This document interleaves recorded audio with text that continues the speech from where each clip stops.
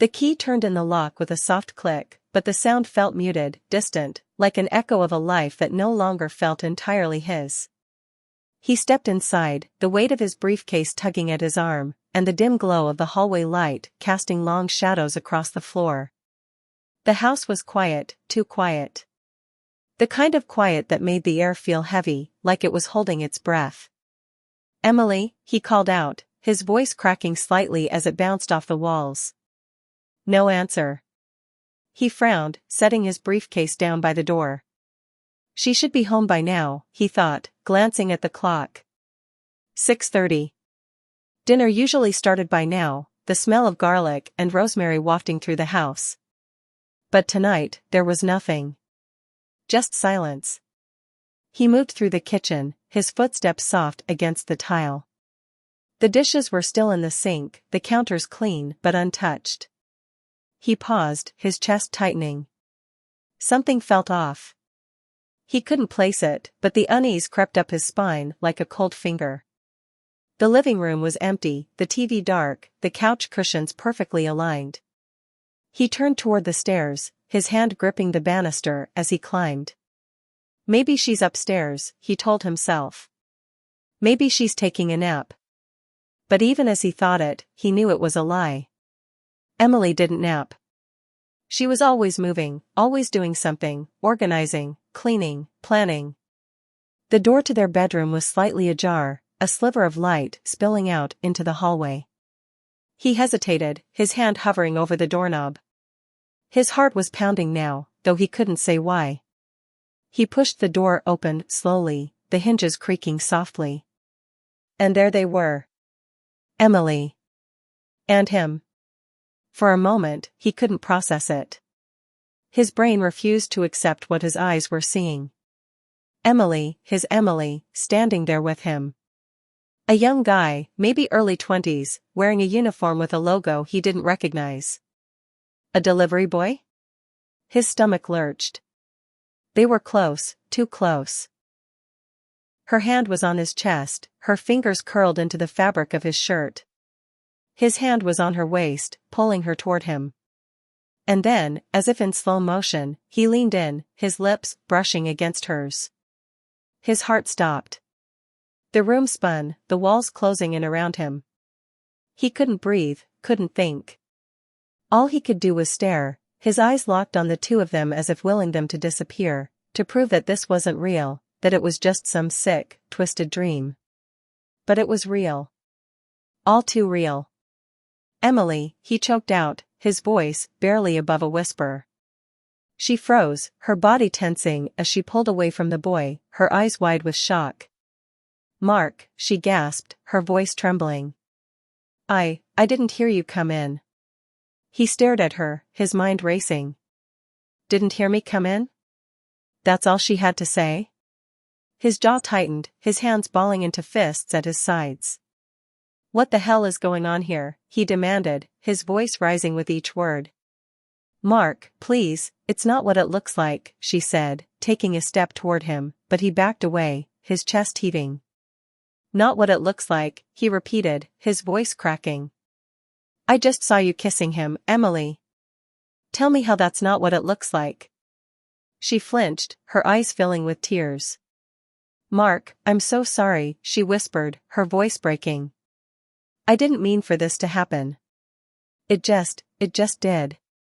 He laughed, a bitter, hollow sound that echoed through the room.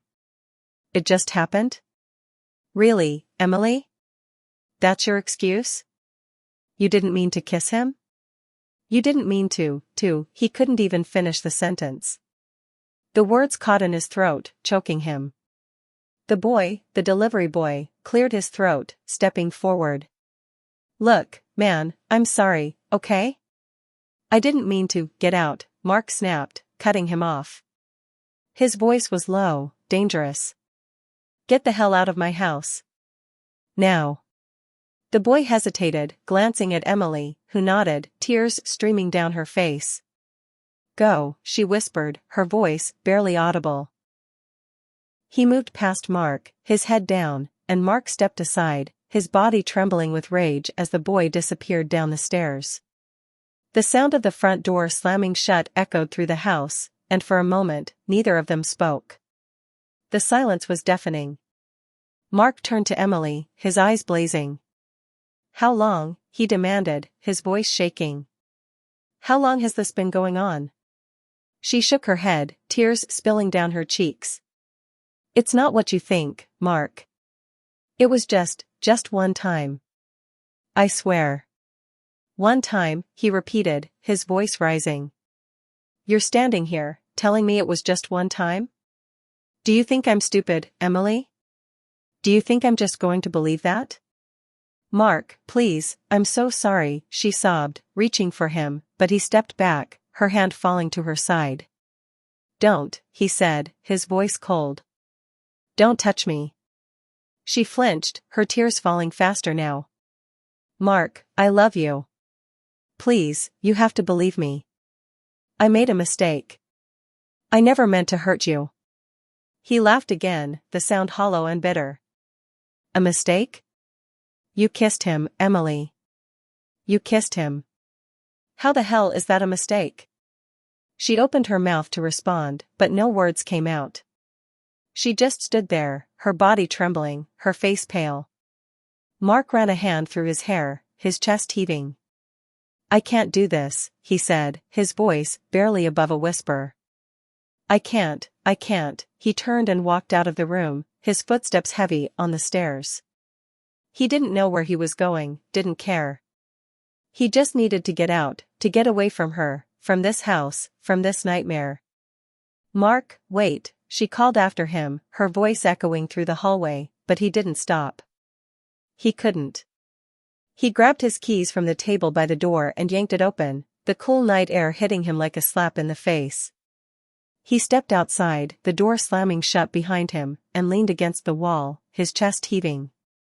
His mind was racing, his thoughts a chaotic jumble of anger, hurt, and disbelief. He felt like he was drowning, like the ground had been ripped out from under him, and he was free-falling into a void. He didn't know how long he stood there, staring up at the dark sky, his body trembling, his heart aching. But eventually, he pushed himself off the wall and walked to his car, his movements stiff, mechanical. He slid into the driver's seat, his hands gripping the steering wheel so tightly his knuckles turned white. He closed his eyes, taking a deep, shaky breath, but it did nothing to calm the storm raging inside him. He didn't know where he was going. He just knew he couldn't stay here. Not tonight. Maybe not ever. The engine roared to life, the sound jarring in the quiet night, and he pulled out of the driveway, his tires screeching against the pavement. He didn't look back. He couldn't.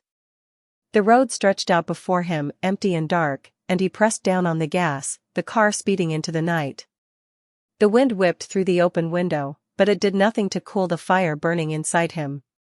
His mind was a whirlwind of thoughts, each one more painful than the last. Emily's face, her tears, her words, they haunted him, taunted him. How could she do this? How could she betray him like this? He didn't have the answers. And maybe he never would. All he knew was that his heart was shattered, broken into a million pieces, and he didn't know if it would ever heal. The night stretched on, the road endless, and he drove, his hands gripping the wheel, his eyes fixed on the horizon. He didn't know where he was going. But he knew he couldn't stay. Mark's hands clenched the steering wheel as the city lights blurred into a haze of neon streaks. His mind raced, replaying the scene over and over, Emily's lips pressed against the delivery boy's, her hands tangled in his hair, the way she had looked at him when she realized Mark was there. It wasn't just the betrayal that haunted him. It was the way she had flinched when he confronted her, like she knew she was caught but still couldn't find the words to explain herself. He didn't know where he was going, but his car seemed to navigate on its own, veering toward a destination he hadn't consciously chosen. Before he realized it, he was pulling into the driveway of Emily's childhood home, a quaint, two-story house with a well-manicured lawn and a porch swing that creaked in the evening breeze. The lights were on, warm and inviting, but Mark felt anything but welcome. He sat in the car for a moment, his heart pounding in his chest. Why am I here? He thought. What am I even going to say? But the questions didn't matter. He needed answers, and if anyone could shed light on Emily's actions, it would be her family. He steeled himself, stepped out of the car, and walked up the path to the front door. The doorbell chimed softly, and within moments, Emily's mother, Margaret, appeared in the doorway. Her warm brown eyes widened in surprise as she took in Mark's disheveled appearance, his tie loosened, his shirt untucked, his face etched with a mixture of anger and despair. "Mark," she exclaimed, her voice laced with concern. "What are you doing here? Is everything all right?" Mark hesitated. How do I even begin? But the words tumbled out before he could stop them. "Emily, she's been. I don't know what's going on. I caught her with someone else tonight." Margaret's face paled, and she stepped aside, gesturing for him to come in. "Come sit down, Mark. We'll talk." He followed her into the living room, where the scent of lavender and vanilla lingered in the air. The room was cozy, with plush couches and family photos lining the walls. It was a place that had always felt like a second home to him, but now it felt unfamiliar, almost foreign. Margaret sat down across from him, her hands clasped tightly in her lap. "Tell me everything," she said softly. Mark took a deep breath, his voice trembling as he recounted the events of the evening. When he finished, he looked up at Margaret, expecting shock, outrage, even anger. Instead, she sighed deeply, her expression a mixture of sadness and resignation. "Oh, Mark," she said quietly. "I'm so sorry you had to find out this way." His brow furrowed. "Find out what? What are you talking about?" Margaret hesitated, her gaze dropping to her hands. "Emily, she's been struggling for a while now. She hasn't been happy, not for a long time. I think she's been searching for something she couldn't find in her marriage." Mark felt a cold knot tighten in his stomach. "What do you mean?" "We were fine. I thought we were fine." "Were you, though?" Margaret asked gently. "Mark, you're a good man, and Emily loves you, but sometimes love isn't enough. She's always been restless, always chasing that spark. I've tried to talk to her about it, but she wouldn't listen. She's been different lately." "Different how?" Mark pressed, his voice rising slightly. Margaret hesitated again, her face conflicted. "She's been spending a lot of time with someone, a friend," she said. "I didn't think much of it at first, but now. I wonder if there was more to it." "Who?" Mark demanded, his jaw tightening. "Who has she been spending time with?" Margaret's eyes flicked to the hallway, and Mark followed her gaze. A shadow moved in the doorway, and a man stepped into the room, tall, with dark hair and a familiar, boyish grin. It was Emily's older brother, Daniel. Mark's stomach dropped. "Daniel? What are you doing here?" Daniel's smile faltered, and he exchanged a glance with Margaret. "I live here, Mark. Or at least, I'm staying here for a while." "Why?" Mark asked, his voice sharp. Daniel sighed and ran a hand through his hair. "It's complicated. Look, I didn't want to get involved in this, but Emily's been coming to me a lot lately. She needed someone to talk to, someone who understood her. I didn't realize things had gotten this bad." Mark's mind raced, trying to piece together the fragments of information. "What are you saying? Did you know about this?